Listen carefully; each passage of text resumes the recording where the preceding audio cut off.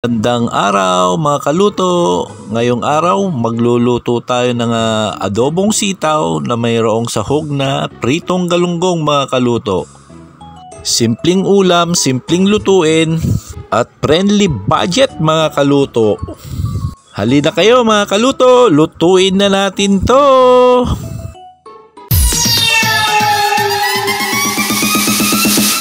Yan na po mga kaluto, lutuin na po natin. Meron tayong sitaw, galunggong, bell pepper, yung ating aromatics, at yung ating siling panigang mga kaluto. Prituhin na natin tong ating panahog na galunggong mga kaluto. Habang priniprito natin tong galunggong mga kaluto, maglalambing muna ang inyong kaluto. Pa-like, pa-comment, pa-share, and pa-follow na lang po. Maraming salamat po. Yan mga kaluto, hanguin na natin yung ating galunggong. Luto na po siya at pagkatapos po niyan mga kaluto ay isusunod na natin yung paggisa ng aromatics mga kaluto. Inuna ko na po yung ating luya, isinunod ko na po yung ating bawang at halu-haluin lang din po natin mga kaluto. Pagkatapos po niyan, ilagay na rin po natin yung ating sibuyas. Halu-haluin lang natin to ng bahagya mga kaluto at isunod na natin dyan yung ating hinimay-himay na galunggong mga kaluto. Onting halo-halo pa mga kaluto at isusunod na natin dyan yung ating sitaw na ilagay mga kaluto. Muntik ko pang makalimutang ilagay mga kaluto yung ating paminta. At isunod na nating ilagay dyan mga kaluto yung ating toyo. At ilagay na rin po natin mga kaluto yung ating oyster sauce. At maglalagay din tayo ng onting tubig para sa kanyang sabaw mga kaluto. At takpan po natin at hintayin po natin kumulo mga kaluto hanggang sa maluto ito mga kaluto. Yan mga kaluto, kumukulo na siya. Ilagay na rin po natin yung ating bell pepper mga kaluto. Bali, 3 bell pepper po yung aking linagay para mas masarap mga kaluto. Yan mga kaluto, linagay ko na rin po yung siling panigang at naglagay po ako ng onting brown sugar mga kaluto. At halu-haluin lang natin mga kaluto para kumalat yung ating linagay na pampalasa. At yan mga kaluto, naglagay rin po ako ng onting vinegar.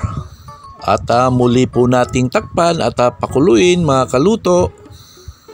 Lutuin na lang natin yung ating suka na linagay mga kaluto at atin nang titikman.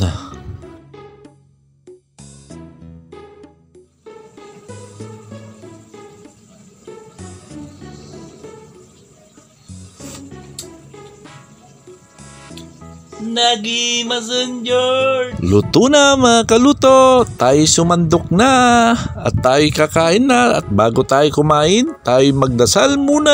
Let's pray. Lord God, thank you so much Lord for this food. Linisin mo siya at siya maging kalakasan ko Panginoon. Salamat din Ama sa mga biyayang pinagkaloob mo at sa protection mo sa aming buhay sa araw-araw. In Jesus' name we pray. Amen. Amen. Mga tayon kabsak, hindi ko na, George. Ayun na, nag-iimas ng George. Ngayon, mga tayon.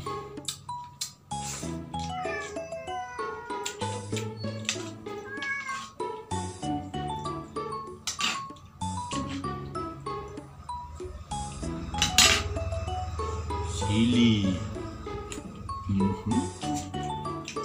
Maya. Napakasimpleng ulam pero napakasarap.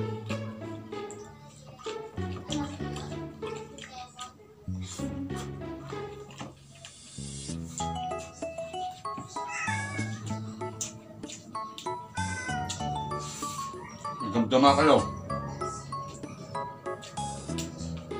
Naman na kayo alaga ko. Uray naman na.